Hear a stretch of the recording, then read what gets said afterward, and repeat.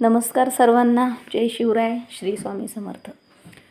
तर बघा, असं म्हणतात की मुक्या प्राण्यांना वेदना होतात परंतु ते बोलू शकत नाहीत आणि लहान मुलांना बोलता येतं परंतु ते काय बोलतात त्याचा अर्थ त्यांना समजत नाही। तर असंच झालेलं हे दिसतंय का तुम्हाला? हे जिन्यात बसलेला जो कुत्रा आहे तो सारखा इकडे तिकडे फिरत असतो परंतु त्याच्या पायाला काहीतरी लागल्यामुळे तो एका ठिकाणी शांत बसला आणि प्रेशाने त्याला बघितलंय बऱ्याच वेळापासून तो बसलेला आहे, सकाळपासून दुपारपर्यंत। तर तिला थोडंसं नवल वाटते आणि ती विचारते की मम्मा, बुबूला काय झालं? बुबू हॉस्पिटलमध्ये का जात नाही? बुबू पोळी का खात नाही?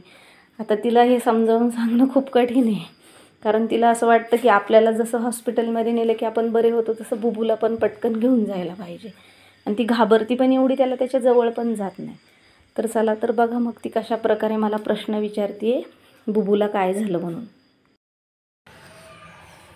बुबू, विचार ना, बुबूला विचार ना काय झाले, विचार ना। पोट दुखायला लागले, काय करायचं मग? भूक लागली। आता काय खाल्लं तू? काय खाल्लं आता? मम्मा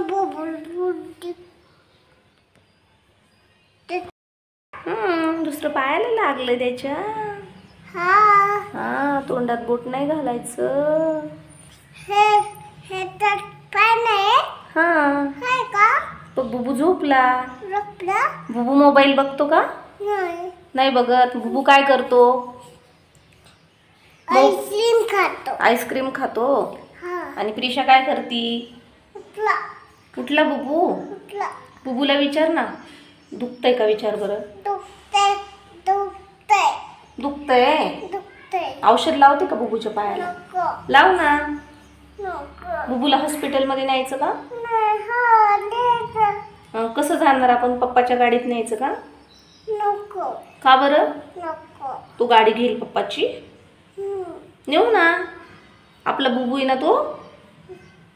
ह्या बुबूचं नाव काय ठेवलं तू? आपला बुबू आहे। आपला बुबू आहे। ह्या बुबूचं नाव काय ठेवलं तू? प्रतिभा नाव। माझं नाव आहे प्रतिभा, बुबूचं थोडे। बुबूचं नाव काय आहे? राजा। काय नाव ठेवले तू बुबूचं? आणि तुझ्या मम्मीचं नाव काय? मम्मीचं नाव काय सांग बरं? बुबू पोळी घे। हा, बुबू पोळी घे ना। बुबू पोळी घे। पोळी खा। पोळी खा, तुला बरं वाटल। बुबू पोळी खा। बघ काय करतोय तो, रडतोय? कसं रडतोय? असं रडतोय। त्याच्या मम्मीला सांगितलं का तू? सांगितलं। काय म्हटली त्याची मम्मी? एक बुबू मारला।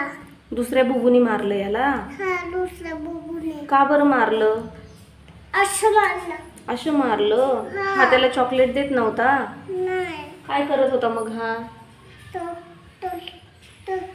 लागले बघ।